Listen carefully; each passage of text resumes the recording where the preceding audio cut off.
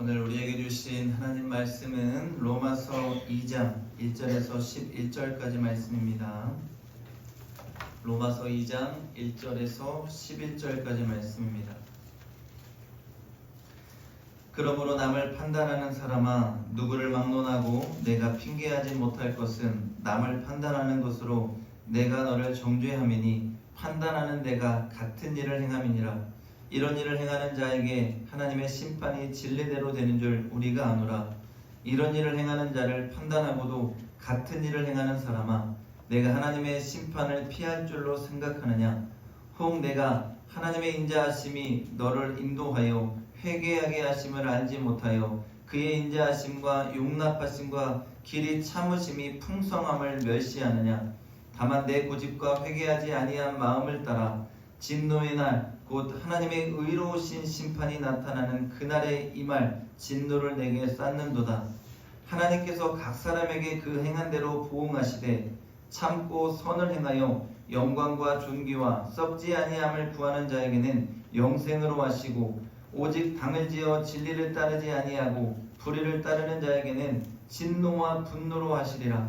악을 행하는 각 사람의 영에는 환난과 곤고가 있으리니 먼저는 유대인에게요 그리고 헬라인에게이며, 선을 행하는 각 사람에게는 영광과 존귀와 평강이 있으리니 먼저는 유대인에게요 그리고 헬라인에게라.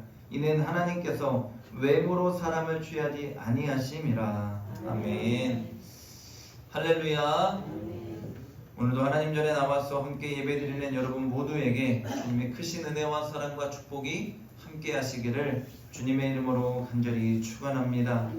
오늘은 로마서 세 번째 시간으로 판단하는 죄라는 제목의 말씀으로 함께 은혜를 나누고자 합니다. 지난주 우리가 하나님의 진노에 대해서 말씀을 나눴습니다. 하나님을 하나님으로 인정하지 않으려고 하는 세상, 그래서 하나님 마음대로 죄를 짓는 이 시대 가운데 하나님이 진노하시며 반드시 하나님의 심판이 있을 것이란 말씀이었습니다. 그런데 여러분, 사도 바울의 이러한 편지의 말씀을 듣고 가장 좋아했던 자들이 누구였을까요? 율법을 잘 지키는 자들, 나름 나는 하나님의 말씀대로 산다고 생각하는 경건한 자들이었습니다. 하나님이 선택한 유대인들, 하나님의 율법을 최고로 여기며 자신들은 그 법을 너무도 잘 지키고 있다고 생각하는 자들이었습니다. 그러니 당연히 그들의 마음속에는 너희는 우리와 달라, 우리는 너희보다 더 특별하고 나는 말씀을 잘 지키는 하나님의 경건한 자야 라는 특권의식이 심어져 있었던 것입니다. 그런데 오늘 바울은 그런 그들에게 너희의 죄가 더 크다고 말씀하고 있습니다. 오늘 바울이 말씀하는 더 큰 죄라는 것이 과연 무엇을 말하는 것일까요? 말씀을 통해 우리가 함께 은혜를 나누고자 합니다. 오늘 로마서 1장 18절에서 32절 말씀, 지난주의 말씀을 먼저 좀 다시 보면요, 바울은 하나님을 부인하는 자들이 저지르는 불경건한 죄에 대해서 말하며 그 죄를 저지르는 자들은 주 앞에 갔을 때 사형에 해당된다고 말씀합니다. 그런데 이러한 바울의 지적을 들으며 기뻐하고 좋아하는 자들은 당연히 나는 그 말씀을 잘 지킨다고 여기는 자들이었어요. 그들은 하나님을 잘 믿는다고, 우리는 하나님이 선택한 자들로 저 이방인들과는 다르다고, 이 율법을 삶 가운데에서 행하고 지키고 따르고 믿고 있다고 여기는 자들이었어요. 유대인들의 선민의식을 우리는 잘 알고 있습니다. 선민의식 가운데 그들은 늘 특별하다는 생각을 했어요. 그래서 오늘 바울의 이러한 지적에 그렇다고 그런 죄를 지으면 안 된다고, 그들은 얼씨구나, 그렇지, 바울의 이 말은 우리에게 너희는 세상과 다르다라고 말씀하는 거지, 이렇게 여겼다는 거예요. 그런데 바울은 그렇게 생각하는 그들을 향해 오늘 2장 1절에 이렇게 말씀합니다. 제가 여러분들 이해하기 쉽게 표준 세번역 성경으로 한번 읽어드립니다. 그러므로 남을 심판하는 사람이요, 그대가 누구이든지 죄가 없다고 변명할 수 없습니다. 그대는 남을 심판하는 일로 결국 자기를 정죄하는 셈입니다. 남을 심판하는 그대도 똑같은 일을 하고 있기 때문입니다. 여기서 여러분, 우리의 성경은 판단이라고 하는데 세번역 성경은 뭐요? 심판이라고 말합니다. 세번역 성경은 아예 심판이라고 노골적으로 이야기하고 있는 거예요. 여러분, 아마 이러한 바울의 선언에 유대인들은 적잖지 않게 당황했을 겁니다. 그런데 여러분, 오늘 사도 바울의 이 말씀, 이 유대인들뿐만 아니라 오늘 예수 믿는 우리를 향한 하나님의 말씀이라는 거예요. 오늘 우리의 삶을 한번 돌아보기 원합니다. 예수 믿는다고, 나는 저렇게 살지 않는다고, 나는 저런 죄를 짓지 않는다고 하면서 우리가 남을 판단하고 남을 정죄할 때가 얼마나 많습니까? 우리는 아무렇지도 않게 남을 판단하고 남을 정죄하고 때로는 모여서 뒷담화하고 우리의 생각을 내뱉지만, 하나님은 이것이 죄라는 것을 분명하게 사도 바울을 통해 말씀하고 있습니다. 오늘 예수 믿지 않고 세상의 주의 마음대로 살아가는 사람들을 바라보면서 한 번쯤 왜 저렇게 살까?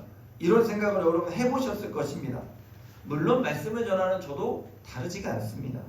은근히 내가 더 낫다고 생각하고, 은근히 나는 믿음 안에 잘 살고 있다고 생각하고, 은근히 나는 말씀을 잘 지키는 경건한 자라고 자부한 적도 있습니다.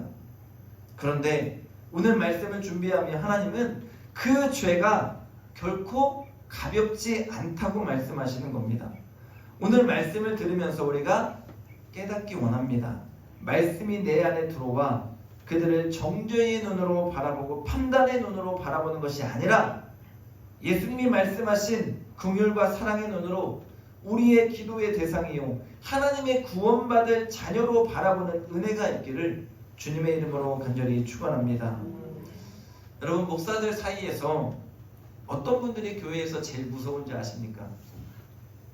새벽기도 한 번도 안 빠지는 분, 11조를 철저하게 잘 지키는 분, 철야기도하며 작정기도하는 분, 신학교를 다니다가 중퇴하신 분, 이런 분들이요 제일 무섭습니다. 우스갯소리로 하는 말이지만 왜 이런 분들이 여러분 무서울까요?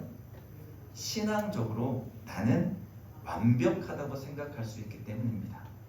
나는 말씀도 읽고 있어, 나는 기도도 많이 하고 있어, 나는 하나님 앞에 온전한 헌금 생활하고 있어, 나는 새벽에 한 번도 안 빠져. 이러한 율법적인 생각의 틀에 갇혀서 그렇게 하지 못하는 자들을 나도 모르게 판단할 수 있고 정죄할 수 있기 때문에 그렇습니다. 그런데 여러분, 이 말씀을 들으면 신약성경에 누가 딱 떠올라요? 바리새인들이 아마 딱 생각이 나실 거예요. 바리새인들은 율법을 철저하게 지켰고 그 율법의 틀 속에 갇혀 살았습니다. 그런데 여러분, 그런 그들의 신앙의 삶이 자기에게 기쁨이 되고 하나님과의 관계에서 늘 부족함이 없다는 생각에 예수님의 마음으로 넉넉했으면 참 좋았을 텐데 그렇지가 않았어요. 그것을 과시하려 했고 나타내려 했고 나를 드러내려 했고 그 기준으로 다른 이를 판단하고 정죄했다는 것입니다. 유대인들의 선민의식이라는 이 자부심과 더불어서 바리새인들의 이러한 율법주의로 인해 그들은 이방인들은 아예 사람으로 여기지도 않았습니다. 그들은 절대로 구원받을 수 없는 자로 여겼고 심지어 유대인들은 사마리아 사람들, 이방인들과는 같은 상에 앉아서 음식도 먹지 않았습니다. 그 정도로 그들은 그들과 구별된다고, 우리는 특별하다고 생각했다는 거예요. 그런데 바울은 그런 그들에게 오늘 경고하면서 말씀하는 거예요. 남을 판단하는 사람아, 남을 심판하고 있는 자여, 누구를 막론하고 내가 너를 정죄한다는 것입니다. 그리고 3절에 내가 이러한 일을 하고도 하나님의 심판을 피할 줄로 생각하느냐, 경고의 말씀을 주셔요. 그런데 이런 바울의 말씀에 유대인들은 쉽게 동조할 수가 없었습니다. 아니, 어떻게 저런 자들하고 내가 같다고 하는 거야? 세상에서 온갖 죄를 다 짓고 살아가는 저런 사람들과 내가 어떻게 똑같냐고 인정을 못하는 거예요. 그런데 여러분, 오늘 유대인들의 생각이 저는 오늘 예수 잘 믿는 우리의 생각과 별로 다르지 않다라고 생각합니다. 세상에서 악한 죄를 저지르는 수많은 사람들을 보면서 저들보다는 내가 낫다는 생각을 우리는 너무도 당연하게 해요. 그런데 여러분, 우리는 나를 들여다봐야 돼요. 여러분, 묻겠습니다. 여러분, 하나님 앞에 죄인입니까? 여러분, 죄인이십니까? 내가 죄인임을 인정하고 고백하면 내가 그런 죄인인데 용서받은 하나님의 자녀가 되었다면 우리는 남을 정죄할 수도 없고 판단할 수도 없습니다. 왜냐하면 하나님은 나 같은 죄인은 용서하시고 저런 죄인은 용서하지 않는다고 말씀하신 적이 한 번도 없기 때문에 그렇습니다. 그렇게 우리는 그들을 바라보면서 이렇게 생각을 고쳐야 합니다. 저들도 예수를 만나야 한다. 저들에게도 구원의 소망이 주어져야 한다. 저들도 깨달아야 한다. 저들도 하나님 안에서 거듭나야 한다. 이것이 우리의 바람이요 예수의 마음을 품은 우리의 기도의 제목이 되는 줄로 믿습니다. 그러나 우리가 분명히 하나 알아야 할 것이 있어요. 남을 판단하지 말라고 해서 여러분 하나님이 그 죄를 덮어버리라는 말씀은 아니라는 거예요. 뻔히 잘못을 저질러 놓고는 판단하지 마, 정죄하지 마 이렇게 말하는 것은 오히려 말씀을 악용하는 행위입니다. 하나님은 반드시 그 죄를 물으십니다. 사람이 판단하지 못하는 죄까지 하나님은 다 알고 계시고 그 죄를 물으시는 하나님이십니다. 그러니 우리는 사람 앞에서가 아니라 하나님 앞에서 이 죄의 문제를 해결해야 한다는 것입니다. 누가복음 6장 38절의 말씀에 보면 주라 그리하면 너희에게 줄 것이니 곧 후히 주되 누르고 흔들어 넘치도록 하여 너희에게 안겨주리라. 너희가 헤아리는 그 헤아림으로 너희도 헤아림을 도로 받을 것이니라 했어요. 너희가 헤아리는 그 헤아림으로 너희도 헤아림을 도로 받을 것이니라. 이 말씀은 너희가 판단하면 더 큰 판단을 받게 될 것이고 너희가 정죄하면 너희가 더 큰 정죄를 받게 된다는 말씀입니다. 남에게 행한 만큼 나에게도 그 일이 더 크게 다가온다는 것을 우리는 말씀 가운데 기억해야 합니다. 그렇다면 여러분 달리 한번 생각해 볼까요? 내가 남을 용서하고 한없이 긍휼을 베풀고 사랑하면 우리에게 하나님은 그 긍휼이 그 베품이 그 사랑이 더 크게 은혜와 복으로 갚아주신다는 것을 말씀하는 거예요. 그러니 여러분 판단하고 정죄하는 죄에서 벗어나서 오늘 우리의 삶은 인정하고 용서하고 사랑하고 감싸주고 베푸는 예수의 마음을 품은 삶이 되어야 할 줄로 믿습니다. 오늘 말씀을 듣는 우리 맹산교회 모든 성도들이 이러한 삶이 다 될 수 있기를 주님의 이름으로 간절히 축원합니다. 그렇다면 왜 우리는 이렇게 참아야 하고 또한 감싸야 하고 베풀어야 하고 이해해 주어야만 할까? 때로는 여러분 우리 사람이잖아요. 의구하고 치유받고 싶을 때 있잖아요. 소리를 지르면서 잘못을 따져 묻고 싶을 때도 있습니다. 그런데 오늘 바울은 왜 판단하지 말라고 말하며 예수님은 그렇게 남을 대접하고 이해하고 용서하고 참으라고 하실까? 오늘 우리가 그런 하나님의 사랑과 인내를 지금도 누리고 받고 있기 때문에 그렇습니다. 오늘 바울은 유대인들에게 너희가 잘나고 너희가 대단해서 하나님의 선택받은 민족이 아니라는 것을 분명하게 하고 있는 거예요. 여러분 신명기 7장 7절에 보면 하나님이 그 백성을 선택한 것이 너희가 모든 민족 중에서 가장 작기 때문이라고 말씀합니다. 이 말씀을 달리하면요 가장 힘없고 부족해 보이는 너희를 통해서 위대하신 하나님의 사랑과 긍휼 그리고 구원의 능력을 세상 가운데 나타내기 위해서 너희를 선택했다는 말씀이에요. 그럼 여러분 이 말씀을 기준으로 나를 볼까요? 왜 하나님이 나를 구원해 주셨을까요? 왜 부족하고 연약한 나를 사용하실까요?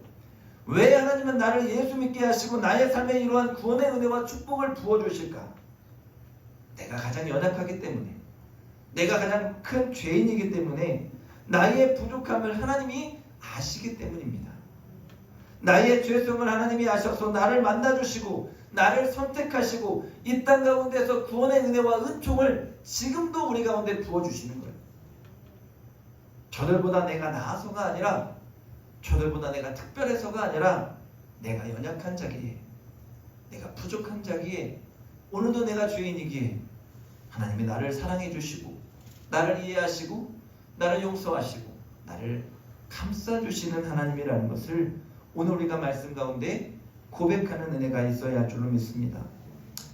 가끔 제가 이런 생각을 합니다. 내가 목사 되기를 참 잘했다. 신실하게 예수 잘 믿는 분들을 제가 보면요 제 마음속에 늘 이런 생각이 들어요. 내가 목사 되지 않았다면 저분과 같이 예수를 믿을 수 있을까? 내가 목사 되지 않았다면 저분들과 같이 봉사하고 섬길 수 있을까? 아니라는 생각이 제 마음속에 드는 거지. 그래서 하나님은 저를 목사 되게 하신 것입니다. 붙잡아두고 너 딴 생각하지 마라. 죽도록 충성해라. 그런데 여러분, 저뿐만 아니에요. 여러분도 마찬가지지 않습니까? 오늘 내가 구원받은 사명에 감사하면서 하나님께 붙들린 은혜, 하나님이 나를 붙들어 주셔서 하나님께 붙잡힘 받아서 오늘도 구원의 은혜와 은총 속에 하나님의 일을 감당하는 것이 우리에겐 얼마나 감사요 축복이냐는 것입니다. 여러분, 누가복음 15장에 보면 집 나간 탕자의 이야기가 나옵니다. 이 비유에 적절한 비교를 해본다면 집 나간 아들은 이방인들이요 세상에서 죄를 짓는 자들일 것이고, 첫째 아들은 율법을 철저히 지키는 유대인들일 것입니다. 그런데 여러분, 첫째 아들과 둘째 아들 중에 누가 하나님 아버지의 마음을 더 아프게 했나요? 우리는 당연히 둘째 아들이라고 생각합니다. 집을 나갔어요. 아버지를 떠났어요. 아버지의 재산을 탕진했어요. 지 마음대로 살았어요. 그런데 아버지는 그 아들이 돌아왔을 때 어떻게 해요? 잔치를 벌이잖아요. 잔치를. 그리고 아버지의 반지를 끼워주고 아들의 모든 권위를 다 회복시켜 주십니다. 그런데 첫째 아들이 어때요? 그런 아버지에게 따지듯이 묻는 겁니다. 내가 여러 해 아버지를 섬겼는데 나는 염소 새끼 한 마리 잡아서 내 것들과 즐기게 해준 적이 없으면서 어떻게 저렇게 모든 것을 탕진하고 아버지를 떠난 저놈에게는 이렇게 해줄 수 있습니까? 그런데 아버지가 뭐라고 대답해요? 그런 아들에게 너는 항상 나와 함께 있었으니까 내 것이 다 네 것이지 않느냐? 무슨 걱정을 하냐? 네 동생은 죽었다가 살아 돌아왔으니 우리가 이렇게 기뻐하는 것이 마땅하지 않느냐는 거예요. 결국 이러한 첫째 아들의 말을 들은 아버지 마음이 어땠을까요? 아버지의 마음은 아마 둘째 아들이 집을 나간 것과 동일한 마음을 아팠을 거예요. 여러분, 이렇게 아버지의 마음을 아프게 한 것은 첫째 아들이나 둘째 아들이나 똑같다는 거예요. 동일한 하나님 앞에 죄인이라는 것입니다. 오늘 우리의 모습을 비유한다면 하나님, 저는 예배도 잘 드리잖아요. 하나님, 기도도 열심히 하고 있어요. 하나님, 성경도 보고 헌금 생활도 잘하는 첫째 아들이니 저는 죄인이 아니지 않습니까? 그러니 하나님, 저에게 복을 주시고 저를 더 많이 사랑해 주세요. 이게 오늘 예수 믿는 우리의 모습입니다. 그리고 세상에서 방황하는 사람들을 보면서 저 사람들이 둘째 아들과 같은 자들이니 저들이 죄인이고 저들이 하는 모습 가운데 하나님 마음이 얼마나 아프실까?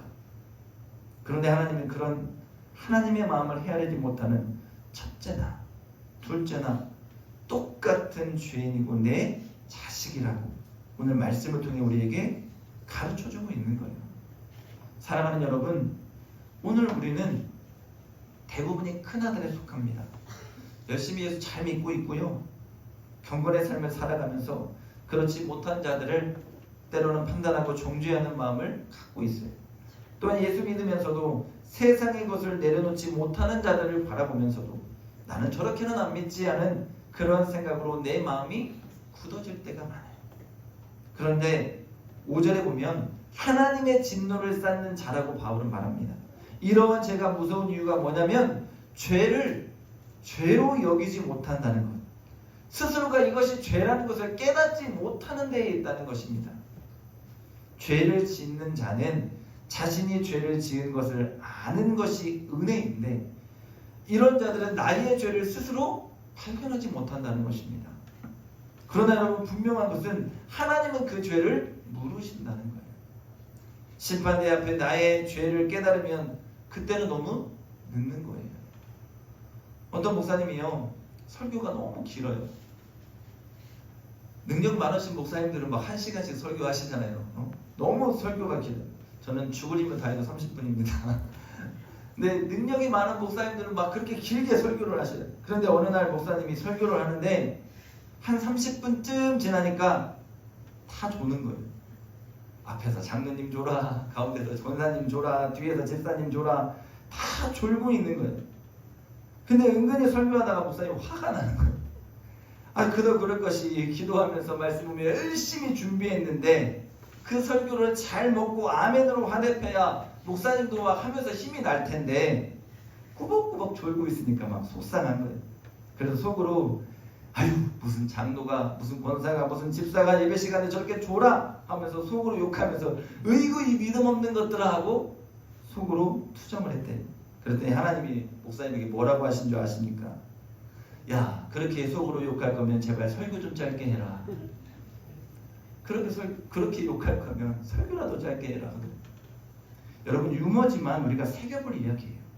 나는 잘했고 너는 잘못했고, 나는 옳고 너는 틀리다라는 우리는 이러한 이분법적 생각으로 얼마나 많은 그 사람들을 틀렸다라고 죄인이라고 그렇게 만드는지를 우리가 깨달아야 돼요.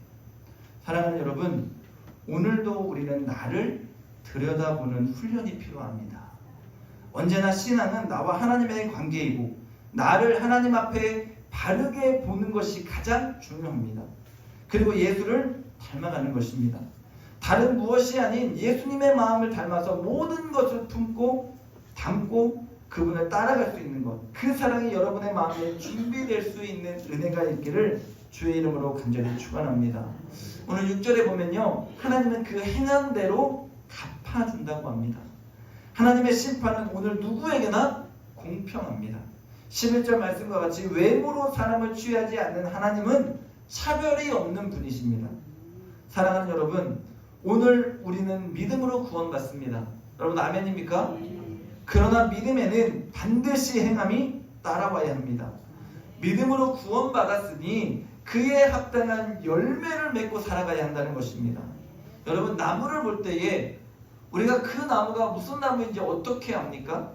물론 내가 심었기 때문에 아는 나무도 있지만 보통 지나가면서 그 나무의 잎사귀와 열매를 보면서 그 나무를 우리가 깨닫습니다. 사과가 열면 사과나무라고, 배가 열리면 배나무라고 얘기하는 거예요. 마찬가지로 우리도 구원받았으면 구원의 열매, 믿음에 합당한 열매가 우리의 삶 가운데에 맺혀져야 한다는 것입니다. 여러분, 우리의 믿음이 무엇인가요? 우리의 믿음은 예수의 십자가의 보혈로 인해 구원받는 믿음입니다. 그 십자가의 보혈의 은혜는 용서와 희생과 사랑이 다 포함되어 있습니다. 오늘 우리는 그 은혜를 받았고 그 십자가를 바라보면서 주님을 닮아가는 삶을 살아내야 하고 진정한 삶의 믿음의 열매를 맺을 수 있어야 합니다. 오늘 판단하는 죄를 짓는 가장 쉬운 것은요, 옳고 그름을 따지는 거예요. 여러분, 목회자로서 옳고 그름을 따지면요, 한도 끝도 없겠죠. 아마 저 자신도 그 잣대를 놓고 본다면 한없이 부끄러워질 것입니다. 그런데 여러분, 옳고 그름의 문제 앞에서 여러분은 당연히 옳은 것을 선택할 것입니다. 그건 누구나 당연하겠죠.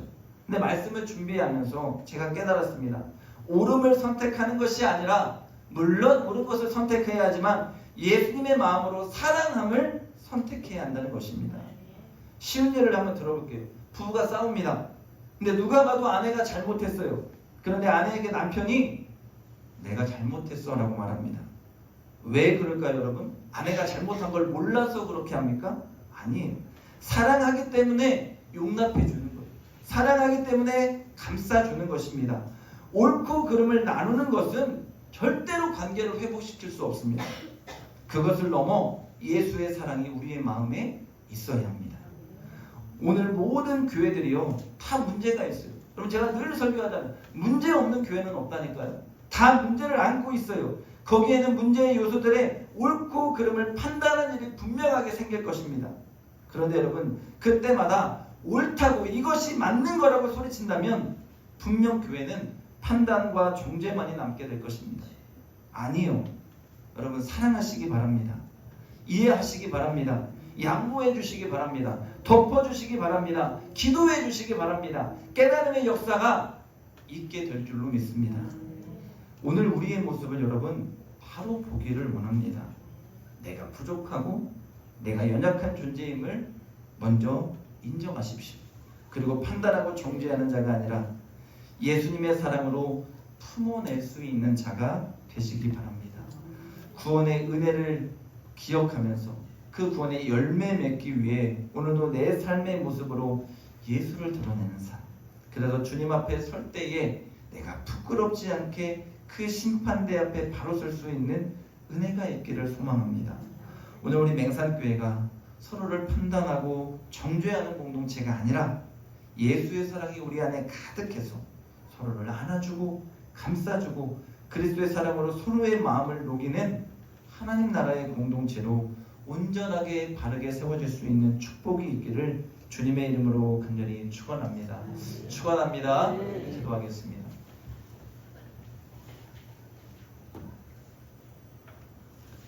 좋으신 하나님 감사합니다.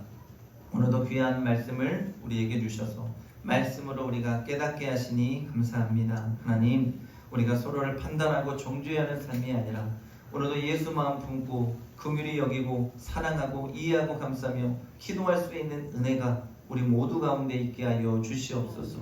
그리하여 우리의 삶 가운데 구원의 열매가 맺어지게 하시고 또한 우리의 믿음의 공동체가 늘 하나님의 나라요 천국이 될 수 있는 축복을 허락하여 주시옵소서. 감사드리며 예수님의 이름으로 기도합니다. 아멘.